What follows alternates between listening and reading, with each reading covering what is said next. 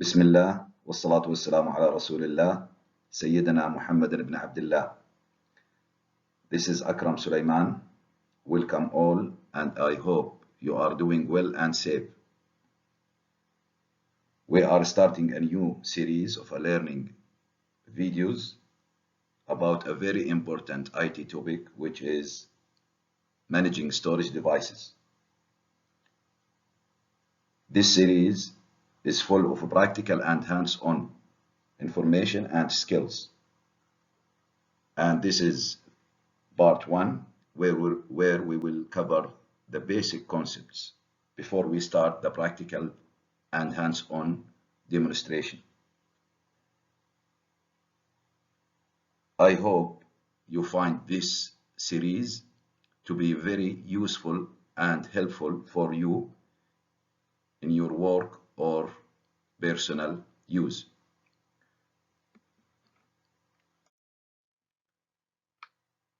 The intended audience and requirements. Actually, this is for any individual interested about learning the concepts and the skills in managing storage devices. And this includes IT professionals, IT students, and any technical savvy individual who love learning about technology. And I will try my best to make the information as easy as possible. The requirements are very simple. You need a desktop or a laptop with a Windows operating system, and the operating system can be Windows 7, 8, 8.1, 10, 11, because most of the tools we will learn, you can use it in any of these operating systems.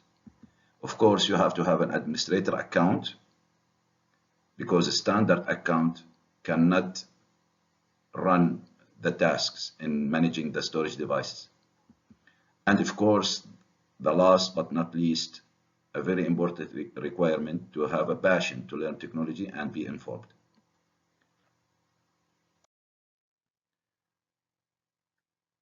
This is the first video, so the concepts are very important, and we will cover the following concepts: the proper order of tasks that are needed to manage the storage devices. As you can see, we have specific sequence of tasks to be done before you are able to use your storage device, and we will become familiar with these tasks. Then, partition style types and their limitations. We will understand what we mean by partition style, their types, and the limitations. Then we will talk about the partition types themselves and their usages, about file system and their characteristics, differences between the full format and quick format, and what are the tools and programs we can use to manage the storage devices. Of course, this video about the basic concepts, but the hands-on skills and the step-by-step instructions will be demonstrated on the coming other videos in this series.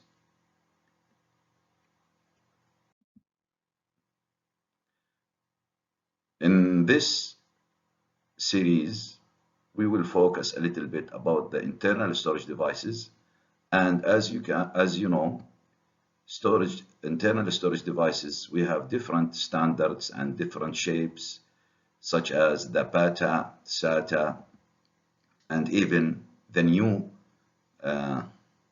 type of hard disks and storage devices, SSD. Now, all the information we will talk are applicable to any one of these. This is a very nice, regardless of the standard or the type of the hard disk you have or the storage device, the same steps will be applicable. So let us start. Let us assume you have a laptop or a desktop and it has an operating system, And when you go to my computer or this PC, and you see that you have only very limited storage. For example, in our case, as you can see, we have only the C. The size, the total capacity size is 149 gigabyte, and my C is almost full. So in this scenario, let us assume that you decided to purchase a new hard disk and put it in your computer. Of course, let us assume that you went to a computer store and you purchased that hard disk, let us say 1 terabyte, and you want to install it. So you shut down your computer, you open the case, and you put the hard disk, and you make sure that the cables are connected. So now this is the hard disk, and you install it in the computer. Then you make sure that the cables, the power cable as well as the data cable, are connected and everything is okay. And after that, you power on your PC or laptop, and you went to the my computer and this PC, and unfortunately you see nothing. The new hard disk is not shown, so you are surprised. Is my hard disk is damaged, or is there something I have to do? Actually, most of the users, they think that the hard disk that they purchased is not working or damaged, and unfortunately they take it away and return to the computer store complaining that the hard disk is not working. But actually, you have to do 3 tasks to be able to use the hard disk. So this not mean that the hard disk is not working, but you have to do the task so that you can use the hard disk. What are these tasks and the proper order of these tasks? We will learn about them now. So there are 3 tasks you have to do. The first one is initializing the storage device. The second one is partitioning the storage device. And the last task is to format the storage device. So until you do all these tasks, you cannot use your hard disk and benefit from its storage. So the first thing, after you connect hardware, you connect the power cable, then you have to do all these tasks: initializing, partitioning, and formatting. And don't worry if you don't know anything about these and what steps you have to take into each of these tasks, because this is what exactly I will inshallah tell you. So as initializing, partitioning, formatting. Now let us assume when you connect that hard disk to your computer, from the operating system point of view, it will see your hard disk like a big space where it can store data. Normally we represent this as a rectangle as it's shown here, but now you cannot save data. It's not usable. Although it's connected and it's working, I mean the power cable, data cable, and they are okay connected, but still you have to do these tasks that I mentioned: initializing, partitioning, then formatting. So let us assume you finish the first stage, which is initializing, and I will talk about it. And then you are in the next stage where you have to create the partitions. And the partition is a section of the hard disk. You can divide your hard disk. So, for example, this is the first partition. This is the second partition. And this is the third partition. Now, as I want to ask you, still I have empty space, which is the white space. I did not create a partition on that one. This means that this space will not be usable. I cannot use it. You cannot use that space until you create a partition on it. But it will work if you keep your hard disk like this. It will work, but you are not utilizing the full capacity of your hard disk. Okay, now one more question is how many partitions I can create. This is a very important question. Now, actually, to answer this, it depends on the first stage, the first task, which is initializing. So when you are initializing the hard disk, you have to specify what is known as the partition style, and I will talk about it. Based on that, then the maximum number of partitions is determined. But let me continue here. And now, for example, I create another partition here, and then the last partition. I want from you to know or to notice that the partitions need not to have the same size as it's shown in this picture.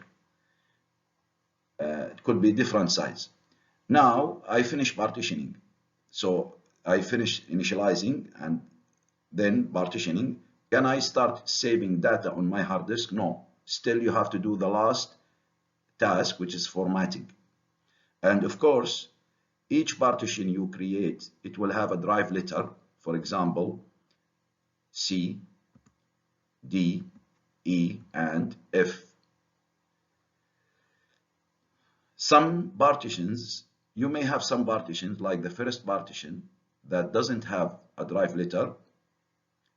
In this case, that partition will not be shown on my computer or this PC. When you go to the File Explorer and you go there, you will see C, D, E, F, but you will not see the first partition. The first partition is there. It may have some data, but it will not be shown. Why? Because it doesn't have a drive letter. These type of partitions normally are created by the operating system during the installation and to store some important programs and to make it safe that nobody will do any harm with this file.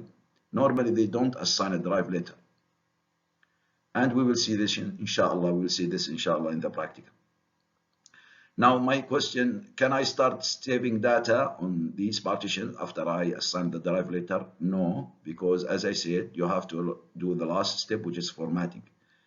And for example, we format C as NTFS, D exFAT, FAT32, and FAT16. If you don't know these terms, don't worry, I will explain them. But this means that these are now formatted. Now I am ready to start saving data on these partitions. So as you can see, we have many tasks: initializing, then partitioning, then formatting. After that, my hard disk will be ready for usage. So let us start talking about these tasks. Initializing the storage device. This is the first task actually you have to do before you even start partitioning. So what we are doing on this stage, we are setting what is known as the partition style. You have to set the partition style for your storage device before you start partitioning and formatting. So there are two types of partition styles, and sometimes, by the way, they call it partition scheme. The first type is known as master boot record, or MBR. And the second type of partition style is called GUID partition table, or simply GPT. And GUID stands for, by the way, the first term is Global Unique ID. So these are the two partition styles, and you have to choose one for your storage device. Now, I want from you to know that the master boot record, the MBR, is an old technology, whereas the GPT is the new technology. So we recommend to use the GPT. But sometimes, if your computer is very old, you may not be able to use GPT. In that case, you should use the partition style as the MBR. The second difference, if you set your hard disk, the partition style, to MBR, In this case, you can create up to maximum 4 partitions in the storage device. Whereas if you initialize your hard disk as a GBT, you can theoretically partition your hard disk or storage device up to 128. Imagine 128 partitions in the storage device, very large. Now you have more options if you initialize your hard disk as a GBT. So this is a very big benefit of GBT. Sorry. A third difference, master boot record or MBR can be only used for storage for hard disk or storage devices that have maximum capacity up to 2 terabyte. If you have a storage device that has a larger than 2 terabyte, the maximum storage capacity, you cannot use MBR. You have to use GBT. Now you will ask me, what is the maximum for GBT? Actually, there is no maximum for GBT, regardless. So even if you have a 4 terabyte, 10 terabyte, 20 terabyte, 100 terabyte hard disk, you can initialize it as a GBT. So from these, you can see that GBT has more advantages, of course, because it's a new technology. Now, very important point, the first hard disk in your computer where the operating system is installed, who will choose the partition style? It is not you as an administrator. It is the setup program of your Windows. So during the installation, the setup program will check your motherboard and it will check your computer and see if your computer is old and it cannot support GBT, it will initialize your hard disk as MBR. And in that case, you can create maximum 4 partitions. But if your computer is new and your firmware, the BIOS or UFI is new, then the setup program during the Windows installation, it will set the hard disk to GBT. In that case, you have more options and more partitions to create. So, but if you add any other hard disks to your computer, in addition to the operating system hard disk, in that case, you as an administrator, you can specify if you want it to be MBR or GBT. So this is what is written here. So the first hard disk, the one, what I mean by the first hard disk is the hard disk where the operating system is installed. Who will set the partition style for that hard disk? It is the Windows setup program. While you are installing the Windows on your computer, it will decide which partition style for that hard disk. It's not you as administrator. But if you add additional storage device, then you as an administrator, you have the full option now to specify the partition style. And we will see this inshallah in the practical demonstration. So this is the first step. Now after we initialize the hard disk, now comes the second task, which is partitioning the storage device. As I showed you in the first and the last the pictures, that the size of the partitions need not to be the same. Now many people ask me, why do I need to create partitions? Why don't I use the whole hard disk as a single partition and that's it? Well, actually, first, the operating system, when you install the operating system in your hard disk, the operating system will create its own specialized partitions. So there is no option for that. For example, when you install the Windows 10 or 11, it will create a very special partition. It's called EFI system partition, ESP, and some other recovery partitions. So this is the first reason why you should have more than one partition. You as an administrator, in addition to these system reserved partitions, you can create other partitions, and for 2 reasons. The first is for organization purposes. For example, you want to separate the data. For example, the work data, you put it in D, the personal data, you put it in E, and you keep the C, which is the operating system, as you know, for the operating system and the applications.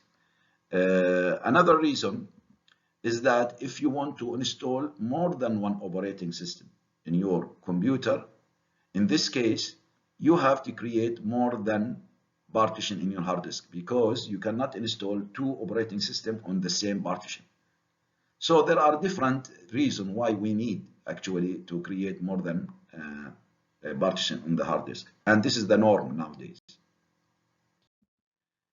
Now, you have to know the partition types. We have different type of partitions. So let us assume this is a new hard disk and you initialize it and you want to create the partitions. So the first type of partitions, we call it a primary partition. And the primary partitions, the whole size of that partition, you can assign it a drive letter. And sorry, and this is, for example, we have another type of partition, we call it extended partition. Now you may ask me, what is the primary partition and extended partition? Now the primary partition, you can assign the whole size of that a single drive letter, and you will work with that partition as a whole. Whereas in the extended partition, actually you can subdivide the partition itself into more sub-partitions. So in this case, for example, I can, because this is extended partition, I can subdivide it into, for example, another sub-partition inside the extended partition. This is the first one. I can create another one. Also, I can create the third one so that I can utilize the full storage. This, I cannot do this on the primary partition. Primary partition, only one drive letter. After, whereas in the extended partitions, I can subdivide it into more sub-partitions, and each one of these I can assign it a drive letter. So this is the basic difference between a primary partition and extended. Primary partition, you cannot subdivide it into smaller sub-partitions, whereas the extended partition, you can subdivide it. And you work with them as, you know, partitions. Of course, these sub-partitions, which are inside the extended partitions, normally we call them the logical drives. Now, when you go to my computer, in this case, you will not differentiate which one is an extended partition, which one is in the primary partition. You will see only the D, you will see E, G, H, and you can start saving data on these types. But you as an IT or an interesting guy, you have to know what are the difference between a primary partition and extended partition. Another very important information is that extended partition is only can be used if you initialize your hard disk using the old technology, which is the MBR. If you initialize the hard disk as GBT, the new technology, you don't have this concept of extended partitions. You can create primary partitions. And if you remember, there is for a good reason, because if you initialize your hard disk as a GBT, you can create up to 128 partitions. These partitions are of type primary partition. But if you remember, MBR allow me 4 partitions. So at that time in the old days, when there was only the MBR and we are limited with 4 primary partitions, so they come with this idea of extended partitions. But for GBT, you don't have, there's no need for this idea extended partitions. I hope this is clear. So this is what I explained, the primary partition and extended partitions. In the primary partition, the whole partition will have a single drive letter, whereas in the extended partition, you can further subdivide it into different sections. We call them logical drives, and each logical drive can be assigned a drive letter.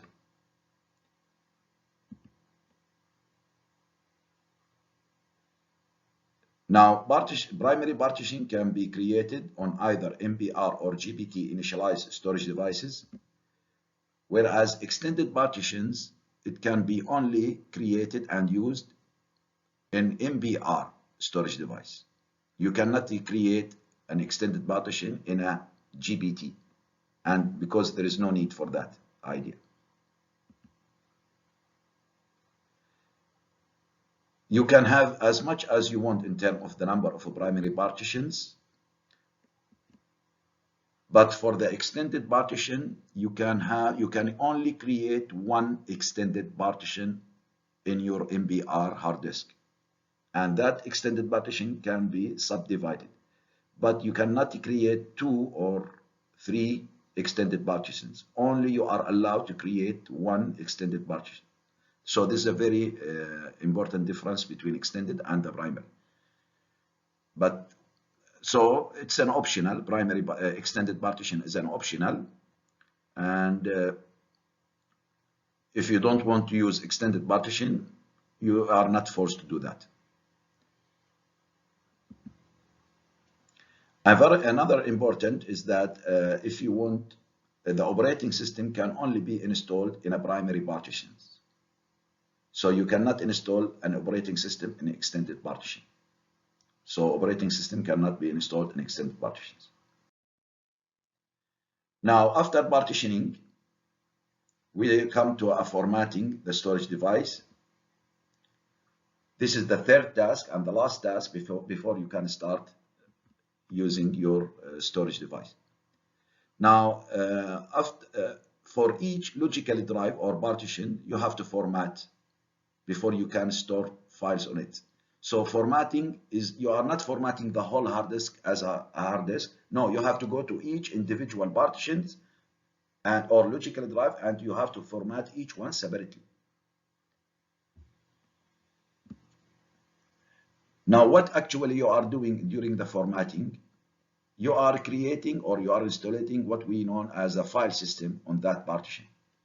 And the file system is a table where the operating system can keep track of all the files that are stored on that partitions and their locations. So without this table, you cannot save data and you cannot read data out of that partitions. So that's why we have to format. Formatting means you will create a table on that partitions where the operating system later on can keep track of all the data in that partitions using that table. Of course, when you format the partitions, initially, before you start using, the table will be empty, but once you start saving that files, automatically the operating system will update that file system table to keep track of all the files. If you delete a file on a partition, the operating system will update the file system table too. So the table or the file system table, if it is corrupted, the operating system cannot access your files on that partition. Now, actually, we have different type of file system or tables. When you format a partition, you have to choose one of these file system. We have the first one, we call it File Allocation Table 16 or FAT16. We have File Allocation Table 32 or FAT32. We have Extended File Allocation Table, EXFAT. And we have another file system type, NTFS, New Technology File System. These are the most common file system types in Windows operating system. Of course, there are others in other operating systems, non-Microsoft operating systems, like Unix, Linux, Mac OS. They have their own file system types, like ext2, ext3, and Riser, XFS. But our focus will be on the first 4 main file system. So these are type of tables or file system that you will use during the formatting. So when you format a partition or a logical drive, you have to specify what is the file system to be used. Now, each one of these has its own benefit and limitation. For example, FAT16, you can use FAT16 only for partitions whose size is 2 GB or less. So this is a limitation for FAT16. So what does this mean? If you have a partition that is, for example, 10 GB, you cannot format it using FAT16. Why? Because FAT16 by standard can only be used in partitions that has maximum capacity of 2 GB. And you may be surprised of this very small size because FAT16 was one of the first and the oldest file system used, and at that time 2 GB was a very large size. But Microsoft, they did excellent things on FAT16. They extended the capability of FAT16 up to 4 GB. So they do us a favor, Microsoft. So now, even if you have a partition that is more than 2 GB, still you can format it FAT16, and the new limit now is 4 GB. This is the maximum.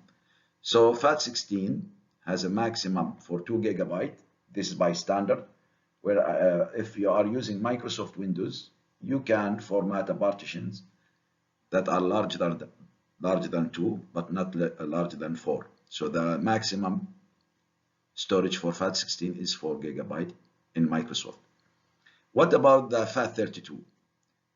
From its name, you can imagine you can format the partitions FAT32, but the maximum size for this file system is 32 GB. So if you have a partition that is larger than 32 GB, you cannot use FAT32. You have to use the others. The other partition file system, exFAT, is from its name, it's an extended version of FAT16 and FAT32. The maximum size of your partition is 2 TB. That's good. That's good. What about NTFS? NTFS is considered to be the most powerful out of all of these. There is no limit for the partition size for NTFS. So even if you have partitions that are larger than 2 TB, you use NTFS. You can format it as an NTFS. So these are the different file systems, and these are the one that you will use during the formatting. Now, a very small comparison between FAT and NTFS. The FAT family, which we mean by FAT family, the one that has the FAT in its name, FAT16, FAT32, exFAT, and NTFS file system. We will compare between these two main file systems. FAT family file system are open standards, which means any operating system, not only Microsoft, but any operating system can work with partitions that are formatted with this file system. Whereas NTFS is a proprietary file system owned by Microsoft, and of course, because it's from Microsoft, for sure, all Microsoft operating systems provide a native support for NTFS. But for other non-Microsoft operating systems like Unix, Linux, they need a license from Microsoft. Depending on the acquired license, these non-Microsoft operating system can read and write to an NTFS formatted partition, or can only read an NTFS partition. It depends on the license that they get from the Microsoft. If an operating system did not get a license from Microsoft about using the NTFS, in that case, that operating system cannot read or write to any partition that is that's formatted with NTFS. For example, if you have a flash memory and it's formatted with NTFS, and you plug it in a non-Microsoft, for example, Linux or Mac, and that operating system, that version of the operating system, doesn't have a license to read or write on the NTFS, that operating system will not recognize your flash memory. Of course, many of the non-Microsoft operating system like Linux, Mac, they already obtained the license, but some version of these operating system, they lack that license. It depends on the other operating system. And this is the reason behind why when you buy new USB flash drive or external hard disk, normally they are formatted from the manufacturer by FAT family file system, either FAT32 or EXFAT, to make sure that the end user, when he plug in his hard disk or flash memory, it will be usable, regardless of the operating system. But if they format it as an NTFS, there is, a chance that the operating system of the end user may not recognize NTFS. Now, we will have a look to the internal component of the storage device. This picture reflects a little bit old storage device, the hard disk, the mechanical hard disk storage device. As you can see from this picture, the big circle, this is called the disk or the platter. This is another picture, a close-up picture.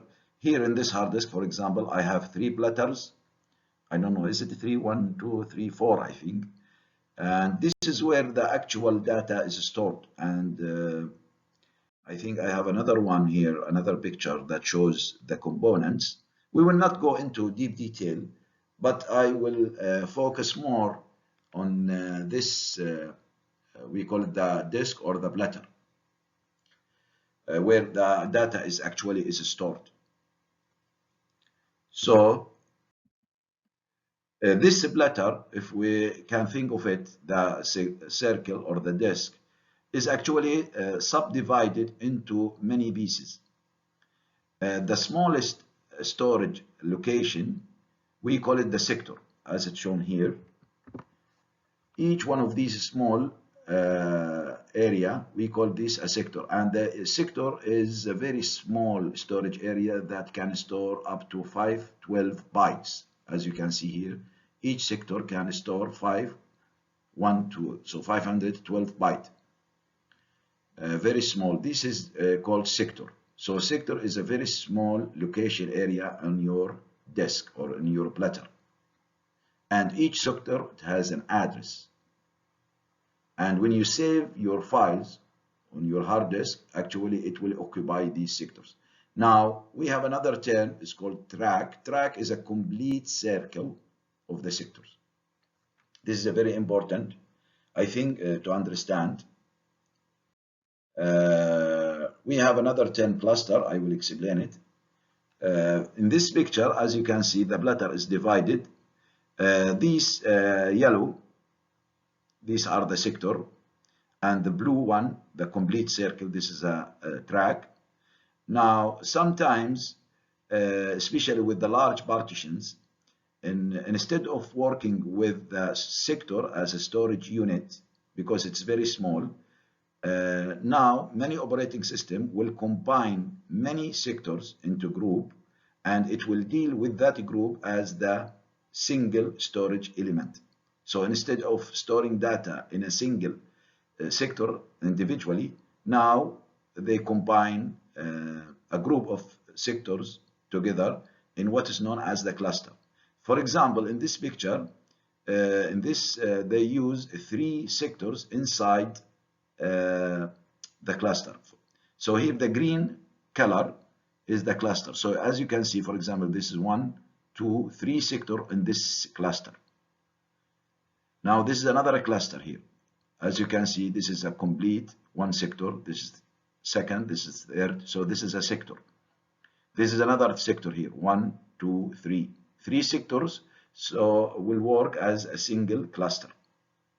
In large partitions, instead of working with the single sectors, the operating system will combine a specific number of sectors, in this case 3 sectors, and it will work with that as a single storage element. We call it a cluster. This is an example here. This is the definition. I already explained it. The cluster is a group of sectors. So if you have the sector is 512 byte, normally the operating system with the new large storage devices, they will create a cluster. The cluster is a group of sectors. So if you have a two-sector cluster, this means the size will be 512 plus 512, it will be 1024, or simply 1 kilobyte. If, for example, you have a four-sector cluster, its size will be 2048 or 2K. Actually, the operating system will decide what is the cluster size on that partition. Once you format that partition, the operating system will decide what type or what size of cluster for that partition. And you cannot mix and match. For example, all the sector will have the same size inside the same partition. You cannot have two sector cluster or four sector cluster on the same partitions. Once it's specified the number of sector in the cluster, it will use it for the whole partitions, for the whole partition. If you go to other partition, the sector, the cluster size may be different, depends on the size of the partition. Now, sometimes some operating system, they refer to the cluster as this term, file allocation unit. But the smallest storage element in the hard disk is the sector. Now, sometimes some sectors, unfortunately, they lose the power or the reliability to store the data in a reliable way. And this is nature. Sometimes, some sectors, they lose the capability to retain the data inside it. And these type of sector, we call them bad sectors. Bad sector. In this picture, for example, all the green sectors are good. So this means that you can save data on it and later on you can read the data. Whereas the red spots here, these are bad sector. What does this mean? These sectors over the time, unfortunately, they are damaged. And if you store data on it, later on, maybe you are not able to read that data. So this is the concept of bad sector. And this is by nature, it can happen, no problem with that. But of course, as the number of bad sector increase and increase and increase, this is an indication that your hard disk or your partition may damage, and we recommend in that case to back up your data. And we will see some tools that can give you information about how much bad sector you have in partitions. When you format the hard disk and the partition and you start saving some data on data partitions, as you can see in this picture, the sector will be start filling the data on this sector. So this is an example of a partition with many files and data are stored. And as you can see, the sectors now, each color of these represent a file or a data. So there are millions actually of sectors, because imagine if you have a partition, for example, 1 terabyte, and each sector is only 512 byte. So you have millions and billions of sectors, very small, tiny storage location.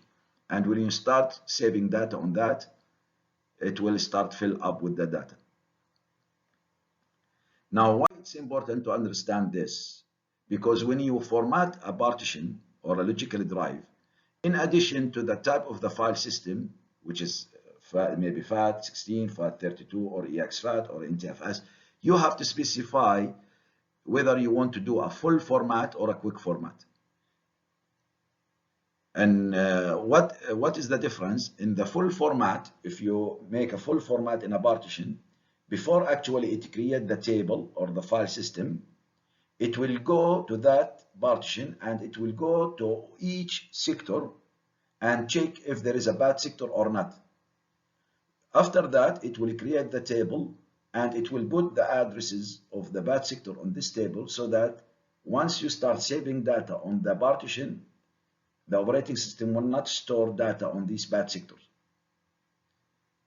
This is what we refer as a full format. So this is a good for the full format. Before actually it create the partition file system table, it will check the whole sectors if it sees some bad sector, and so that it will put information about this bad sector in the file system, in the table. But a quick format, if you quick format a partition, it directly create the file system table empty, ready to be used without checking the bad sectors. So from by definitions, we have the full format and the quick format.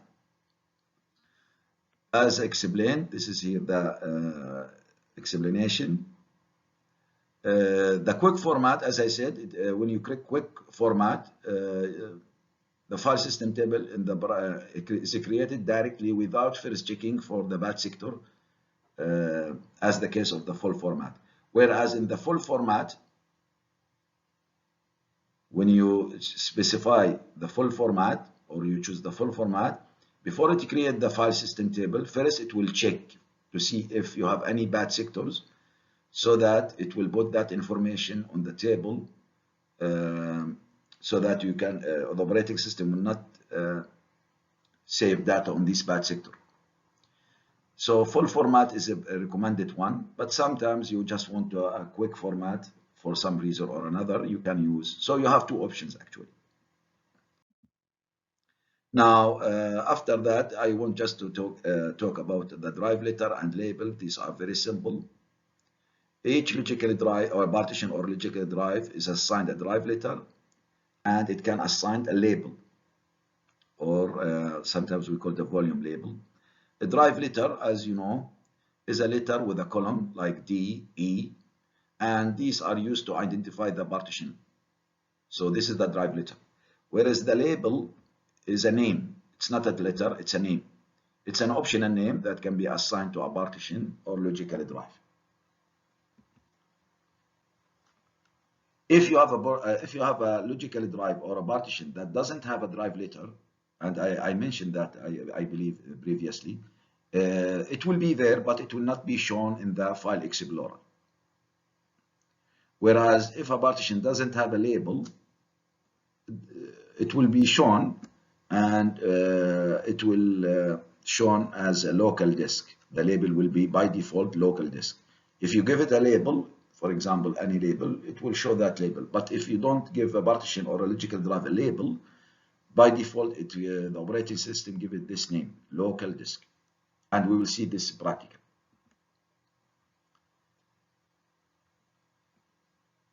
Here, many system reserved partitions are not given a drive letter, so that they are hidden. You know, some partitions created by the operating system, they are not assigned a drive letter, so that they are hidden. Now, for the label, for the logical drive and the partitions, the maximum length for the character of the label, it depends actually in what type of file system you use. If you use a FAT, for that partition, you format it as a FAT family. What I mean by FAT family is FAT 16, FAT 32, EXFAT. In that case, the label of that partition is only, the maximum character is 11. Whereas if the partition is formatted with NTFS, you can have up to 32 characters in the label.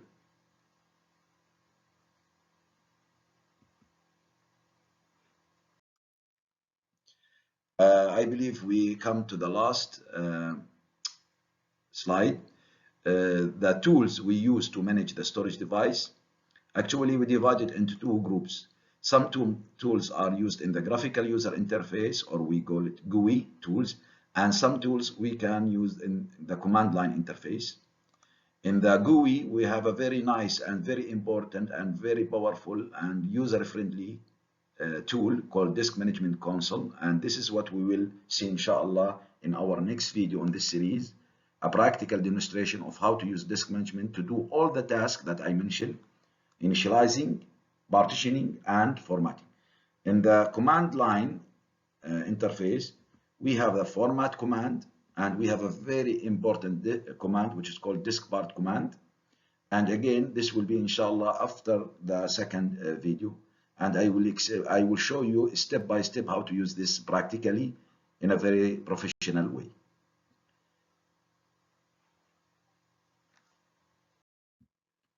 This is the end of the first video on this series. I know some theory are, concept are boring, but these are the foundation. Without this foundation, if we go to the practical without understanding this concept, it will not be clear for you why we are doing this. But once you have this concept understood, then the practical will be, inshallah, very easy to follow, and you will be a professional in managing your storage devices. Till the next video, please stay safe.